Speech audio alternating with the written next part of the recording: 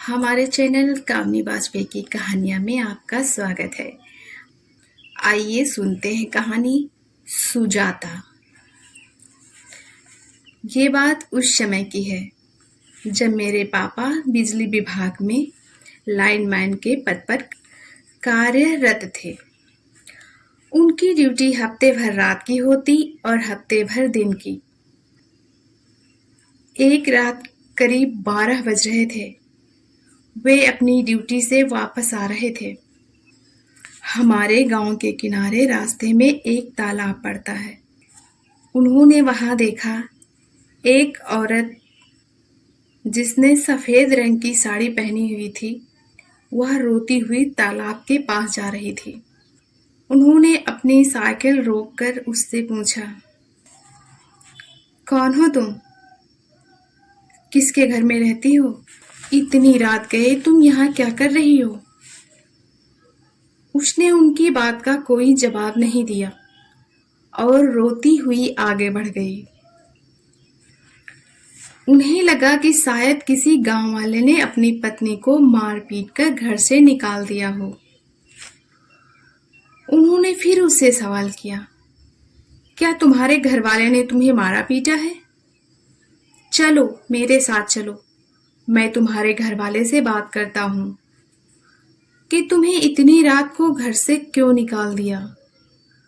उसने फिर भी पापा की बात का कोई जवाब ना दिया। पापा गाड़ी से उतरकर उससे रोकने के लिए आगे बढ़े तो उसने अपनी चाल और तेज कर दी। फिर पापा एकाएक रुक गए। उन्होंने सोचा कि अगर मैं इसे जबरन कुछ पूछने या घर लौट जाने की बात कहूं तो कहीं ये शोर ना मचा दे और मुझ पर कोई गलत आरोप ना लगा दे। अभी वे यह सोच ही रहे थे कि तालाब के पास पहुंचकर वह गायब हो गई। यह देख पापा के डर के मारे रोंगटे खड़े हो गए। उन्हें यह समझते देर न लगी कि यह औरत नहीं थी। वह तुरंत अपनी साइकिल पर बैठ वहां से निकल लिए। जब वह गांव के किनारे पहुंचे तो देखा गांव के 2-3 बुजुर्ग बैठे अलाव ताप रहे थे।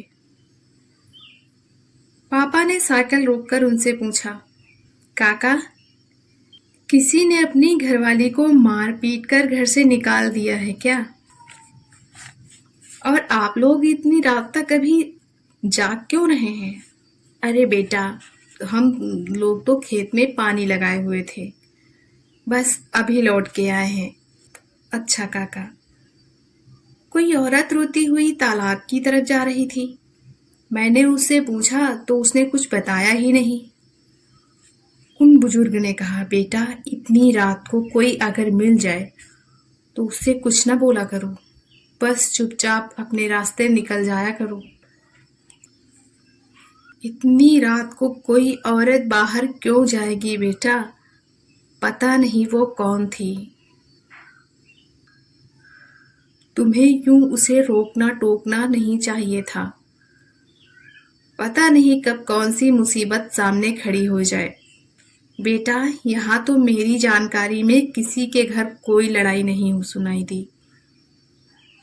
अब पापा की शंका यकीन में बदलती जा रही थी।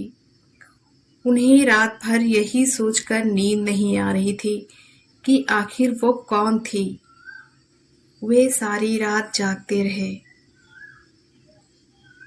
और यही सोचते रहे कि क्या ये उनका वहम था या कोई लड़की वहां वाकई में थी। यह सब सोचते उनकी रात जागकर कटी। सुबह को यह घटना जब पापा ने दादी को बताई तो वह गंभीर हो गई और पापा से बोली, ठीक किया बेटा, जो तू वहां से तुरंत चला आया। वो कोई लड़की नहीं थी, वो सुजाता की आत्मा थी। आत्मा। सुजाता की आत्मा? ये सुजाता कौन है माँ? अपने गांव के जमींदार भानु प्रताप सिंह की बहन थी सुजाता। पर माँ अपने गांव में तो कोई इस नाम का नहीं है। ये भानु प्रताप कौन थे? ये बात अब की नहीं है बेटे, ये बात 200 साल पुरानी होगी। मैंने अपनी दादी सास से सुनी थी सुजाता और पड़ोस के गांव के चरवाहे की प्रेम कहानी। ये गांव के किनारे जो तालाब है उसके उस छोर पर एक मंदिर है ना, जो मंदिर के पीछे मिलते थे दोनों।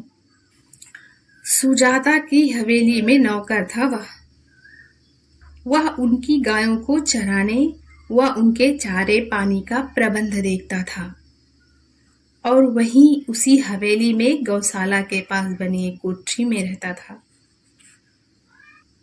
मेरी दादी सास बताया करती थी कि चरवाहा देखने में बहुत सुंदर था।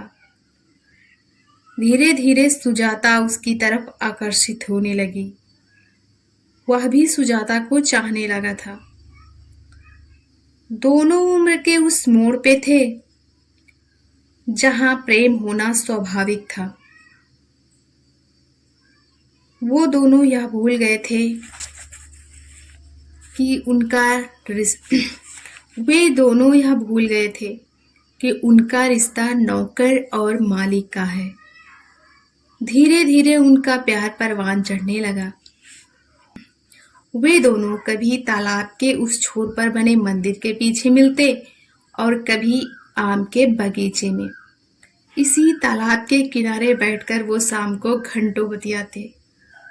वह चरवाहा बांसुरी बजाता और सुजाता उसे मंद मुस्कान से निहारती रहती। दोनों ने साथ जीने मरने की कस्में खाई। ये सब बातें जब भानु प्रताप तक पहुंची तो उसका खून खौल उठा। वह अपनी बहन सुजाता को बहुत प्रेम करता था। वह अपनी बहन को तो कोई नुकसान नहीं पहुंचा सका, पर उसने उस चरवाहे को गोली मरवा दी। सुजाता को जब इस बात का पता चला तो वह रात को रोती हुई तालाब की तरफ गई जहां दोनों मिलते थे और फिर कभी वापस नहीं आई। सुबह उसी तालाब के किनारे सफेद साड़ी में लिपटी सुजाता की लाश मिली। उन दोनों प्रेमियों का भानु प्रताप की हवेली में ऐसा श्राप लगा कि एक दिन एक सांप ने भानु प्रताप के इकलौते बेटे को डस लिया। इस तरह भानु प्रताप बहन और बेटे दोनों के गम में ऐसे डूबे कि इस जीवन से ही छुटकारा पाकर वो इस गम से उबर पाए। भानु प्रताप की पत्नी भी इस हवेली को छोड़कर कहीं चली गई। वह इतनी बड़ी हवेली में रहती भी कैसे? इस तरह वह हंसती खेलती हवेली एक खंडहर बन गई जहां अब लोग जाने से भी डरते हैं। बहुत लोगों से सुनती आई थी कि रात को सुजाता अब भी इधर से रोती हुई गुजरती है और तालाब की तरफ जाती है, पर इस बात का यकीन नहीं था। पर आज जो तुमने रात की कहानी सुनाई कि यकीन हो गया कि वह सुजाता ही थी। दादी के मुख से सारी कहानी सुन पापा को समझ में आ गया था कि वह कौन थी। उसके बाद से पापा बराबर रात को आते जाते रहे, पर सुजाता की आत्मा फिर उन्हें कभी नहीं दिखी। पर तालाब के पास आते ही डर के मारे उनके रोंगटे खड़े हो जाते थे और उनके मुख से हनुमान चालीसा निकलने लगता था। आपने हमारी पूरी कहानी मन से सुनी, इसके लिए आपका बहुत बहुत धन्यवाद। आपको हमारी कहानी कैसी लगी? प्लीज़ कमेंट करके ज़रूर बताइएगा। अगर आप हमारे चैनल पर नए हैं तो प्लीज़ लाइक, सब्सक्राइब और शेयर करिएगा।